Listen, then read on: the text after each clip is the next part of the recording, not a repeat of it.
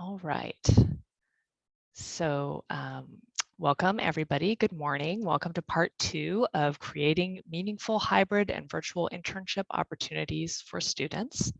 I am Christy Sorensen. I'm the archivist at Austin Seminary in Austin, Texas, and I'll be moderating this session. Before we get started, I have just a few housekeeping items to cover. So we're going to use the chat feature in Zoom for Q&A. For any questions you have for our presenters, both for the live presenters that we'll hear from here in just a minute and from the recorded presentations that you watched in part 1 of this presentation. We're going to do Q&A at the end. If you are a Twitter user, please use the conference hashtag SWArchivists2021 to live tweet this session, and I'll put that in the chat here in a bit. And if you run into any technical problems or have any questions, feel free to just message me and I'll be happy to try and help you. So now let me introduce Tara Wink from the University of Maryland to take things over for the live part of this presentation. Take it away, Tara. Thank you, Christy, and I managed to remember to unmute myself. Welcome, everyone. Thank you for joining us for the live portion of today's presentation. My name is Tara Wink. I am the Historical Collections Librarian and Archivist at the University of Maryland, Baltimore Health Sciences and Human Services Library. And I am going to let both of my interns introduce themselves. So go ahead, Liz. Hey, everyone. I'm Liz Brown. I work at the Baltimore County Public Library System, and I am 3/4 of the way through my Master's in Library and Information Science at the University of Illinois, Urbana. Hello, everybody. My name is Hannah Takamoto, and I am an MLIS student at the University of Maryland, College Park, and I'm actually graduating this week. All right. Thank you both. You'll hear a little bit more from both of them in a minute, but before I have them talk about their projects, I do want to talk a little bit about our university. The University of Maryland, Baltimore was founded in 1807 as the College of Medicine of Maryland. It is the oldest university in the state system of Maryland. We are part of the state system of Maryland. It's an urban school, as you can see in the image, and we're on the west side of the city of Baltimore, with roughly 6,700 students. Most of these students are professional level students or graduate level students. We have very few undergrads here. And there are 7 professional schools, and they are, quickly, medicine, nursing, pharmacy, dental, social work, law, and the graduate school. So as you can see, all professional degrees. Ooh, but I promise this isn't my first time. A bit about the HSHSL. The HSHSL traces its history back to 1813, not long after the founding of the College of Medicine, with the purchase of a book collection from Dr. John Crawford. It was believed, and we still believe, that it was the first library attached to a medical school. So we claim to be the first library, medical school library. And today we serve 6 of the 7 professional schools. There is a separate law library on our campus. About historical collections, since I can't show you this lovely space, it includes the 1813 book collection that we purchased from John Crawford in our reading room, which is this picture right here, and the books are around the outside of the reading room. We also have book collections for each of these schools that we serve. So nursing, social work, pharmacy, medicine, and dentistry. And we also have archival collections for those schools as well as some manuscript collections. However, we are not an official archive. There isn't an official archive at UMB, but we do serve in that capacity when we can. A bit about our internships. We regularly offer in-person internships in the hopes for people interested in health science librarianship. These tend to have a specific goal in mind and a specific project in mind. What made this one a little bit different is the fact that we envisioned a virtual internship having some idea of projects, but not having a specific project in mind when we advertised for these internships. And we typically partner with the University of Maryland College Park iSchool because of locality. They're not that far away from us, and it's easy for their students to come up to Baltimore and do some time on campus. The virtual internships came about in a different way. My colleague, the HR specialist in the library, came to me and just asked, would I be interested in hosting some virtual interns?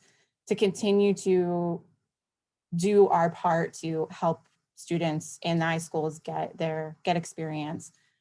And it was a perfect opportunity during COVID-19 to do this. And we found our two lovely ladies that I had the opportunity to work with this past semester through that partnership.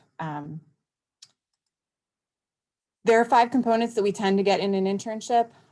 They are listed here on the screen. When I say professional level library work, I try to incorporate 3 different aspects of archival or special collections work when I envision an internship.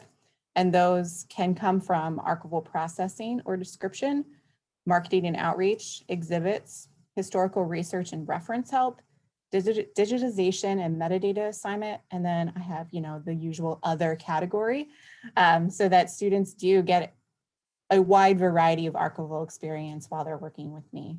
And you'll see that in both of the discussions of the interns and their projects. The second part that's really important to us is mentorship, regular meetings with myself, CV review and advice when we can, and then readings and theory. I did assign readings. We talked about those readings and kind of tried to apply the theory that they were learning in their classes to what we were doing with projects. Exposure to the HSHSL, each of my interns have met with each of the division heads. There are 5 divisions here at the HSHSL, and they had the opportunity to sit down with a one-on-one meeting in Zoom to talk about the larger library beyond the special collections and historical collections area.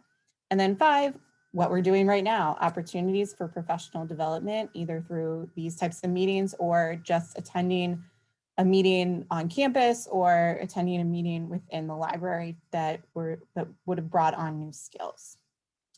So I am going to now hand it over to Liz to talk about her project, and I will be showing you some of the things that she did live as well. And I'm happy to put these links into the chat.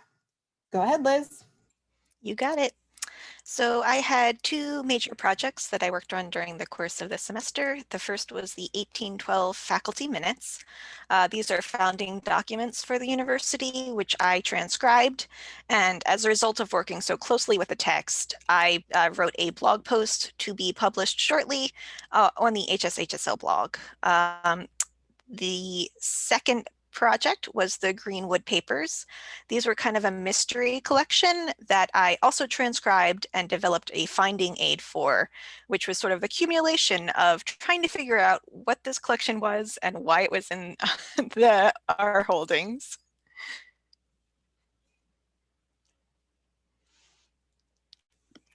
Okay, so I worked with 2 departments with the historical division with Tara, and my project was working with the 19th Century School of Medicine dissertations. It's a very large collection of manuscripts that are bound into volumes, and they have been digitized. But they're not easily accessible in the digital archive. So the focus of my project was to improve intellectual control over this collection. I assigned subject headings and created a container list. And also while working with this collection, I came across 3 theses that talked about vaccinations, and I decided to transcribe those, and then I wrote an article for the library blog about the origins of vaccines using quotes from those dissertations. My second project was a bit more technical. I did it with the resources division of the library. It was called the Wikidata UNB Digital Archive Local Authorities Project, which is part of the Wikidata program for cooperative cataloging pilot.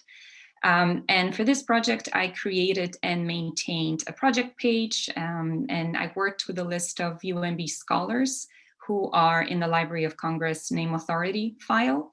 I researched them, I determined characteristics and properties that I would need to identify and then disambiguate these scholars. And then I created Wikidata items for them. And there were probably 50 at least that I ended up doing.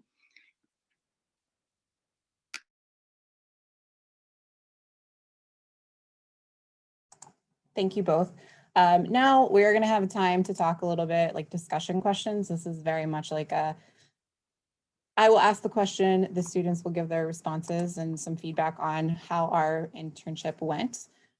So I will start with Liz again.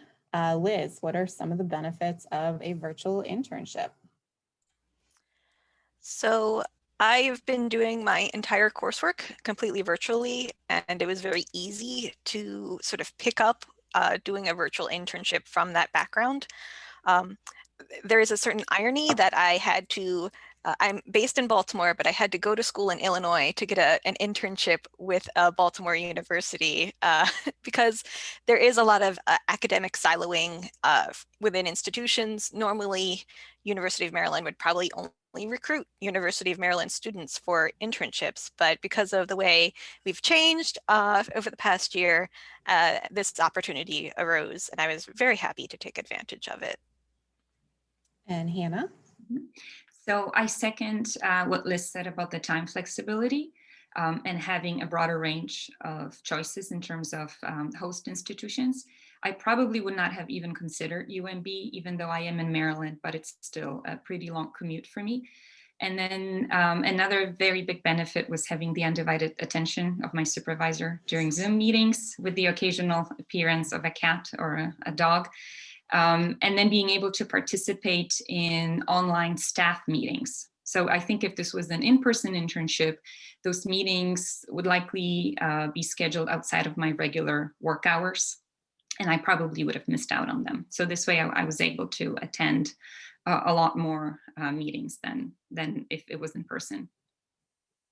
And I am at my office today, so there will be no guest appearances by cats or dogs today. I apologize to the audience.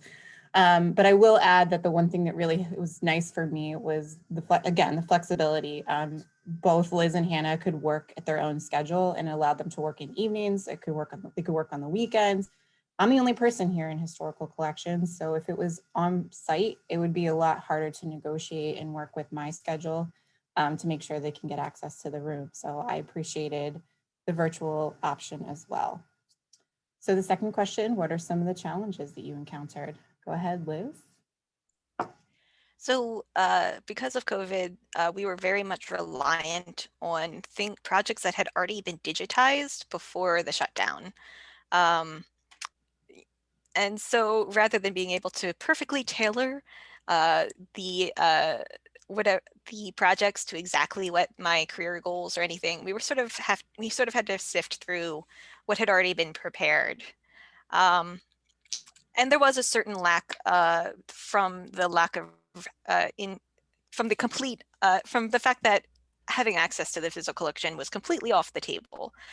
There were definitely times where I wish I'd been able to go into the building, even if it had been an exception to the workflow rather than the rule, because there were sort of spontaneous projects that popped up, and it would have been much easier to just go in and look at the building, look at the collection, and instead of having sort of to do the virtual workarounds that we have gotten very good at doing. And people have been very flexible at working with me and welcoming me and accommodating me. But it is, 2 steps forward, 1 step back. Yeah. Go ahead, Hannah. So for me, one of the biggest disadvantages was probably the lack of accidental or spontaneous learning opportunities. And not having this direct in-person contact with my supervisors and the rest of the library staff, I think it made it more difficult to get a feel for the organization. And I have never been to the building still. And I think there were fewer chances for networking. But I think Liz would probably agree that those networking opportunities that we did have were probably more meaningful because they were intentional, scheduled, in an online format. So it was a disadvantage, but not completely. And I will just add that the one thing that I didn't get a chance to really talk to either Liz or Hannah about was conservation work or preservation work. They didn't get the hands-on conservation discussions or how we would encapsulate something or something like that by working from home. And finally, how has your internship augmented your LIS program? Go ahead, Liz. So I do come from the public library. That's where I work full time. but I am interested in transitioning into special collections. So this has been a really great opportunity to get that hands-on experience that is sort of the requirement, the contradictory requirement for any kind of special collections job posting. It's been a really great exposure to sort of have an informed an experiential experience, or have the experience to see what an academic library is like in comparison to what I already know from the public library. And I will just quickly add that, like Liz, I've been able to apply some of the theory that I've learned in library school. And it was also an opportunity for me to learn something new that I missed out on in the MLIS program, like the basics of archival practice. And I was able to explore a potential career path in medical librarianship. And I will add, it has been an absolute pleasure to work with both of them, and they will be looking for jobs. So keep your eye out for both of them. I will stand behind their work. So thank you. We are at the end of our live portion. Thank you for listening. I will add, this is an original drawing by Liz. This is something that she created for our April Fool's edition of our newsletter. And to contact us, here's our email address one more time.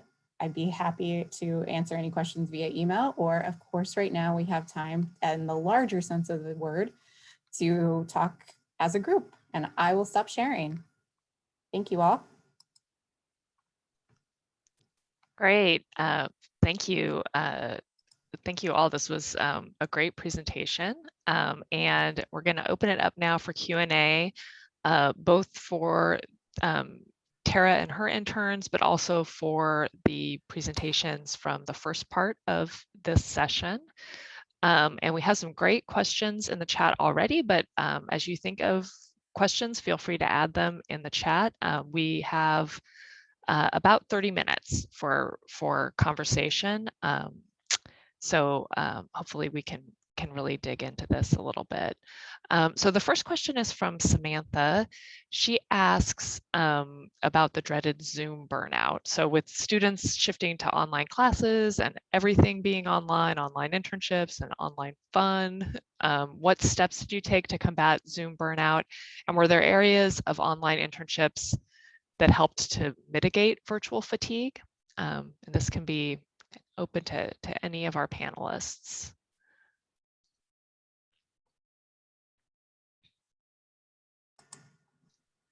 I don't know if I have the answer to this beyond the one thing I really appreciated about having weekly meetings with the interns is, yes, it was work, but it was also kind of a break from the traditional work of just doing archival work digitally. Like, it was a chance to mentor and think differently about my work. It helped that they always had really great questions, and they were understanding when I wasn't always on my best either, because I was fatigued or whatever the case may be. So I really appreciated having them, especially in this last semester as we entered a full year of working from home. So I know that doesn't really answer it, but honestly and ironically, I think that they helped with the burnout more than caused more burnout. I can add that Zoom burnout was not avoidable at all, but I managed it a little bit better just for myself, because I only did the practicum this semester. I did not try and take any other classes because I work full time and I'm a part-time student. So yeah, but definitely trying to pay attention and to that kind of balance was pretty important for me. For me, it was the flexibility of our meeting times and not having to do long stretches of Zoom during the day. So being able to meet with Tara just for an hour or less, and then to meet with my other supervisor on another day at a different time. So that having that flexibility was the key, I think, to avoiding Zoom burnout. I think. Oh, go ahead. Go ahead, Molly. I think a lot of the burnout comes from sitting like a plant and receiving content. And I think that when you have good one-on-one sessions or very small group sessions, it's not draining because you're engaging. But yeah, you know, sitting through large meetings, everybody's done with that. Yeah, I think that's a good point, Molly. The way that Casey and I sort of structured our meetings was that, you know, our experience was hybrid. So we had at least an hour or two in person. Then Casey had work that she did on her own remotely. And then we met at the end of the week for a short Zoom meeting just to recap what we had talked about and discussed during the week. So it was definitely more of like a check-in. There wasn't a lot of information being thrown at anyone during those Zoom portion of our internship. And I don't know if Casey, you want to add to that from your perspective. Yeah, I would just add that we also kind of structured the internship in a way where there was a lot of learning and reading in the first few weeks. And that required a few more Zoom meetings than in the later parts of the semester, because we would have longer discussions about certain topics related to archives and special collections. My specialization is actually in academic libraries. So a lot of the concepts were very new to me. So those Zoom meetings in the beginning were really helpful for me to learn the concepts. And then later on, we kind of moved on to focusing more on projects with those short weekly meetings that Amanda described, which was also useful for checking in and didn't really feel fatiguing to me in that respect.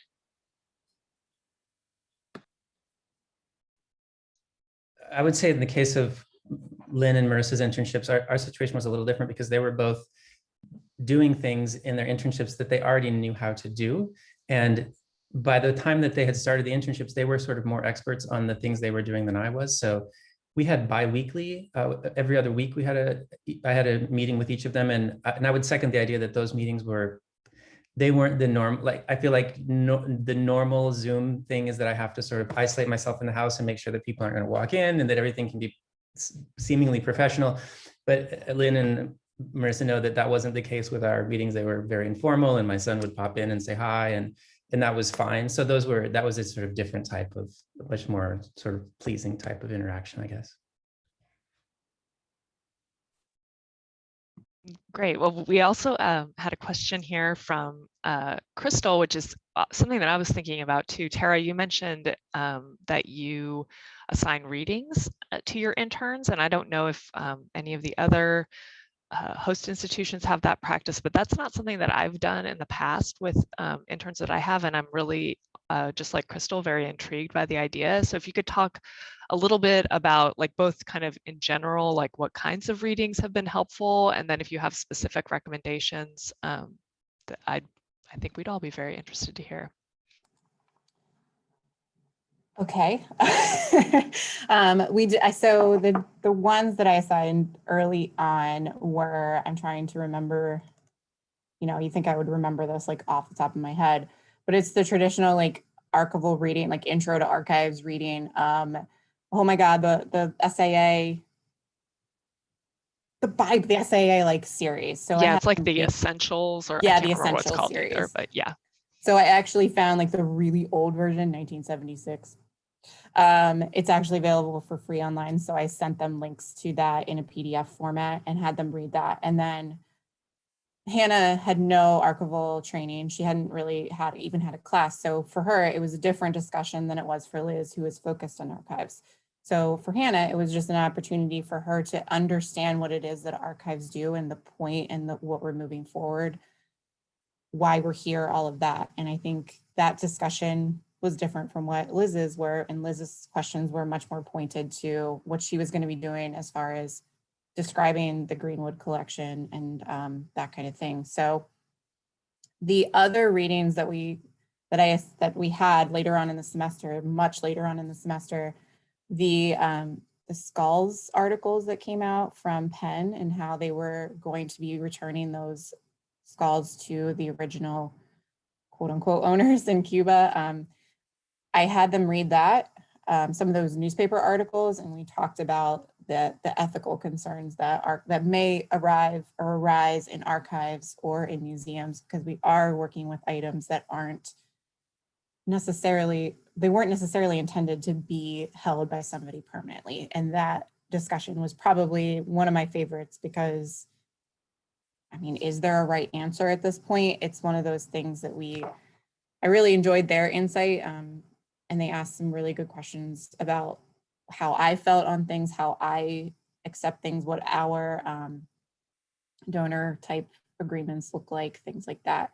So I didn't assign as many as I had planned on assigning throughout the semester. And I know that there are some, the reason I did assign some more reading is because I've been to a lot of sessions where other archivists have said that that's really valuable. The thing with both of them is Liz had already done a fair amount of reading and Hannah was pretty new. So it was like finding the right amount of archival readings that was going to be beneficial to both of them.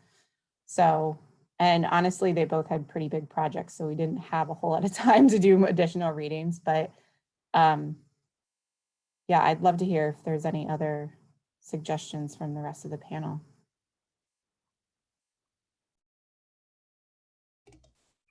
I definitely never assign reading. In fact, you'll often hear me rail against like, don't try to read DAX. It's not readable. It's for reference.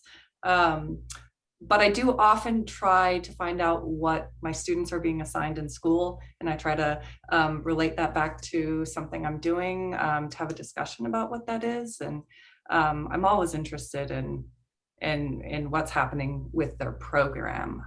So I try to, you know, reinforce or echo some of those concepts.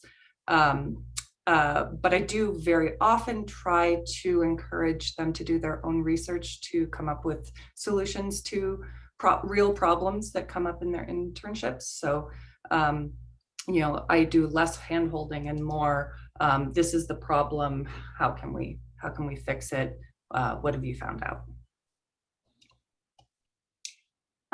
We had just a few readings that I had assigned to Casey just at the beginning of the semester that mostly dealt with academic librarianship versus special collections librarianship, some of the differences between those two groups, and then also like faculty status for librarians. So we talked a lot about that at the beginning of the semester to give Casey a background in what does it mean to be a faculty member. And so she did some readings about on the ACRL website and a couple articles that I had found about librarianship and faculty librarianship.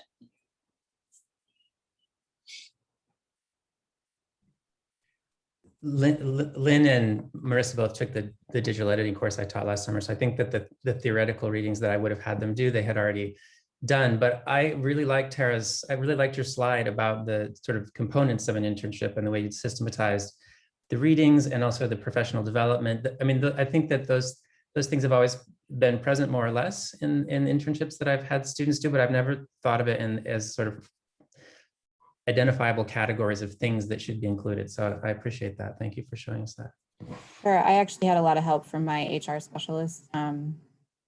This was very much her baby. She came to me and now she's since left the library, actually, ironically, but I hope that we can continue to take her concept and make it bigger and have other people in the library partake. So right now there's really only 2 departments that even host interns. So her goal was to try to make, and we didn't even mention in our conversation today, like the diversity component. So one of the benefits of a virtual internship is that you don't have to travel to campus. It takes some of that onus on traveling.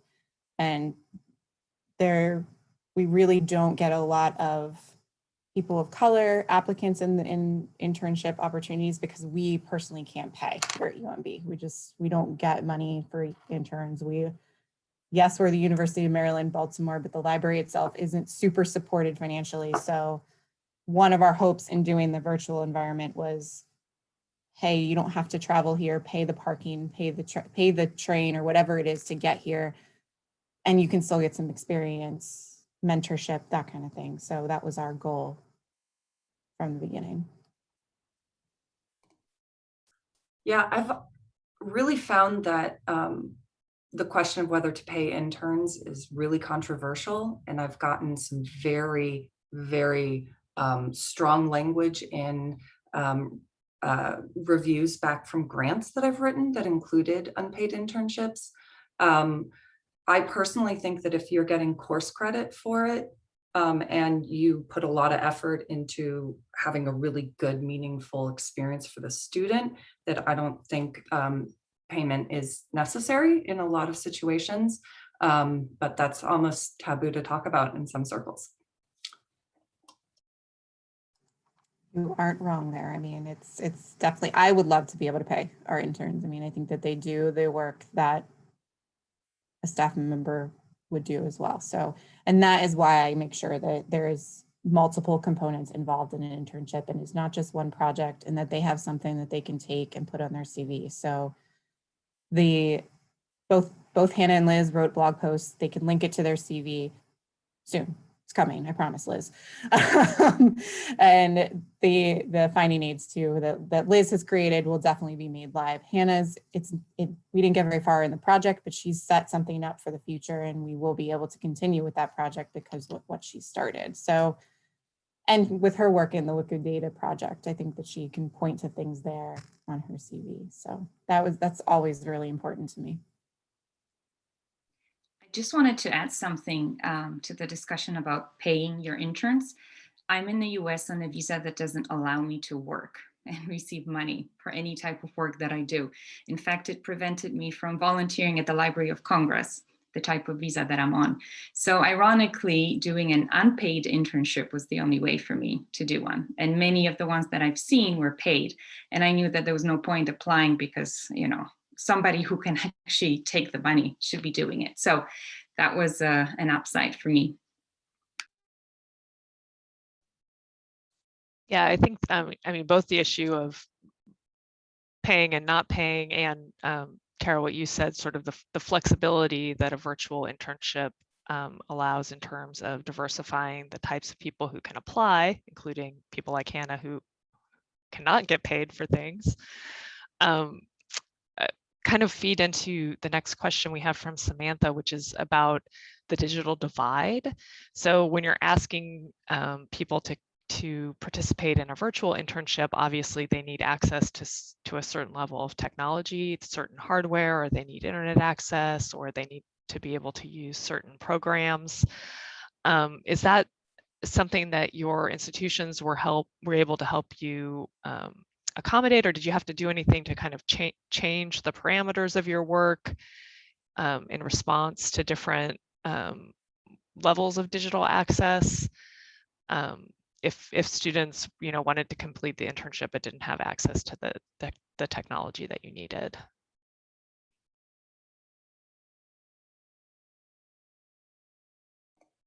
I definitely encountered issues with technology, and it's very hard for students. But I also want to say that it was also just very hard for staff in an under-resourced library. You know, we have workstations at work, but not every employee was issued a laptop by all means. So I think that's a problem all over, and with the chip shortages, it's kind of scary what might happen. Our main campus library does have a really good tech lending program. So kind of keeping up on what resources are on campus and being able to refer students to those resources is pretty important. I would say that because the Library and Information School at LSU is an all virtual online program, I think you know, a lot of those students already need to have the technology to be able to do their classes online. So it was a little bit easier transition to, you know, having a virtual internship. So, but obviously I would definitely like meet a student where they're at if they had any sort of barrier to participating in whatever format, whether it was in person or virtual, like what could, you know, my position in the library do to sort of help them be able to participate in an internship, whether that's transportation or getting a laptop loan from the library or a subscription to Zoom or whatever that would be. So yeah, we don't want to be turning people away because of some sort of lack of either technology or ability to either get to the library or connect to our resources. I would just add to that I did have a point in the semester where my laptop crashed, which is a problem for a hybrid or virtual internship because you're relying on that technology so much. So I was kind of rushing to get it fixed quickly, but my mentors were also very understanding in my situation and flexible with deadlines, which was helpful in that week or so where I needed a little bit of extra flexibility to get my technology back in order on my end. But yeah, being in an online program, I do typically have the resources I need for that kind of work.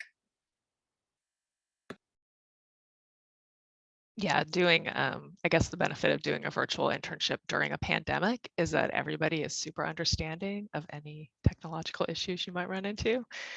The discussion of, you know, technology that we're using for work projects, but that's our personal technology, and trying to make all these institutional and new program things work together kind of leads into Samantha's next question, which is, can you all talk about favorite programs or tools that you were able to use to facilitate the work of your virtual internships? She specifically mentions project management software, how you, and I know that's a challenge that I always run into, just communicating and coordinating the work, but you could broaden it out to any tools that you found to be valuable in these projects.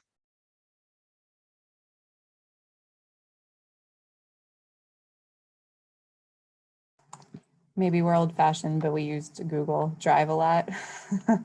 And we also, both Hannah and Liz were given login and privileges for Teams at UMB, which is a whole other problem if you already have Teams through another organization, which I know Liz did. I think Hannah, no, Hannah did not. Liz had it through her work, and it was sometimes complicated to get them to play with whichever email she was using. So Google is great. We didn't really use anything fancy. We didn't need to. Having weekly meetings allowed us to keep on track, and we just use Zoom for weekly meetings. Liz, did you have something to say? Sorry. Yeah, just a warning that if you have Outlook, which I have a work Outlook account, HSU, HSHSL Outlook account, and a school Outlook account, none of them like to play nicely. So it can get, that can get in the way of trying to use Teams and the other functions that Microsoft puts out. Our library has been really successfully using Slack. We didn't use it very often with the interns, but for staff communication, it's just so much better than email. So much better than email. So that's been really, really fun.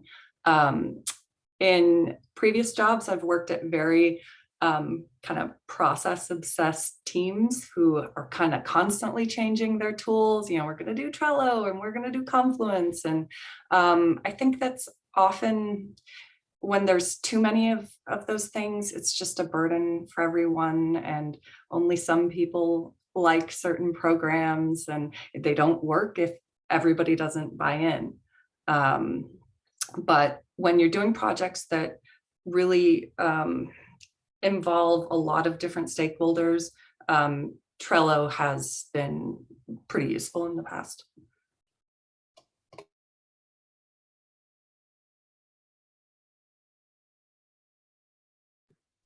We used Google Docs a lot as well, and it was really helpful. It's really basic, but I was able to get quick feedback and comments and able to easily send things between myself and my mentors.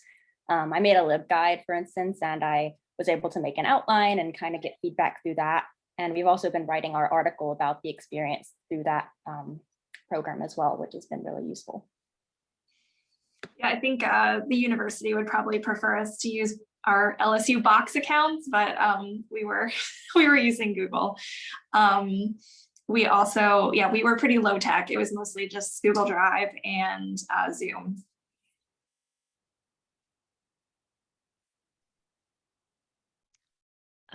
So I had a question that came up for me while we were chatting in the green room before everybody else joined us. But are there, I mean, I know some internships have always been virtual, but I think a lot of these hybrid and virtual internships were sort of created and certainly formed by the pandemic. Are there any aspects of the virtual internship experience that you can see yourself carrying over to like when things return to normal and you can have a more traditional internship experience?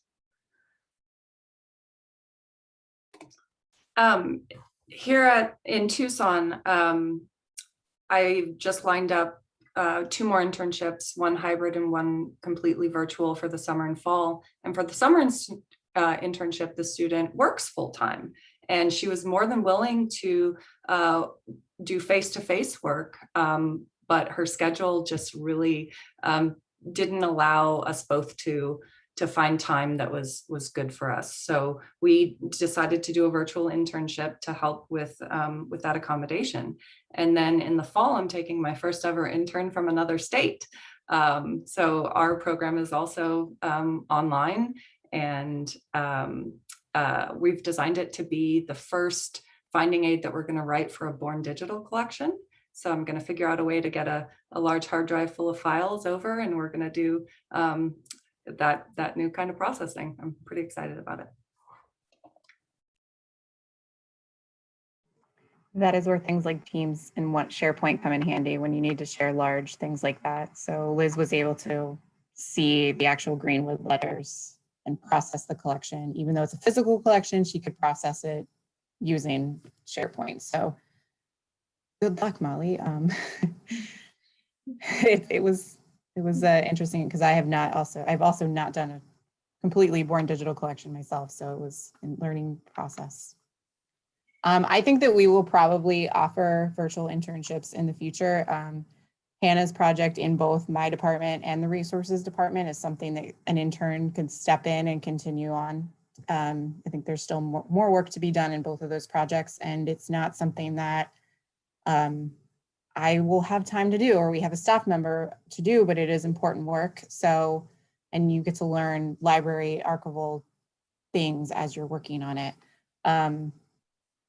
There's always transcription work too. I mean, I could hire somebody to just do transcription work all the time. So I think that we will definitely be offering more virtual internships, especially because we've had a hard time getting physical interns in the building.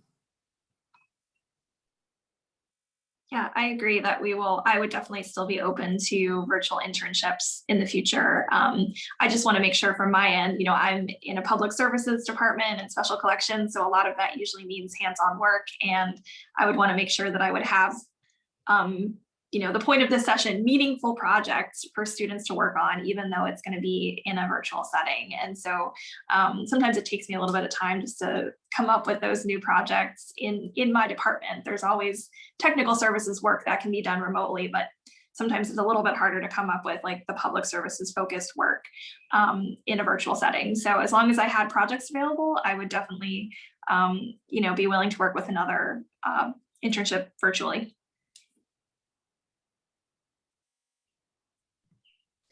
Yeah, for me, this has worked great. And it seems to me like this is the way to do it in the future. But I'd be curious to know how the students feel about that. What do you think, Lynn?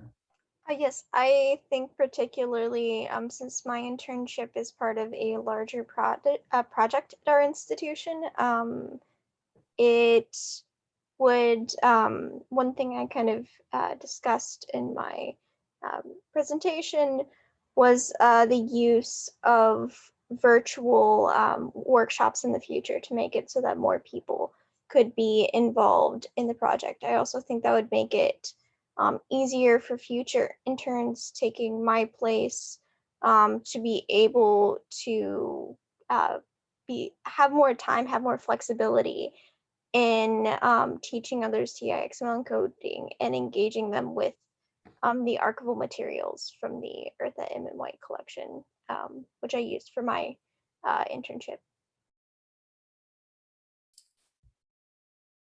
So as far as my internship goes, I really enjoyed the virtual aspect, and I hope that it's something that we do continue. As an older student who does have to work full-time to support myself, even with loans, it's often very difficult for me to apply for internships and sort of find one that works well with my schedule.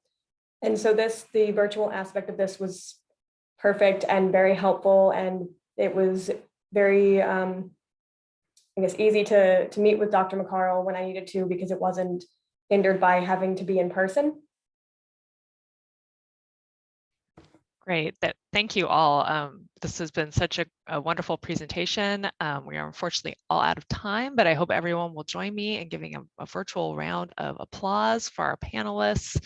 It was wonderful to hear about all the things that were a little bit different about your experiences, and then all the things that were a little bit the same about your experiences. And I hope that this kind of flexibility and focus on meaningful professional internships for new archivists and librarians continues. This has been a great discussion.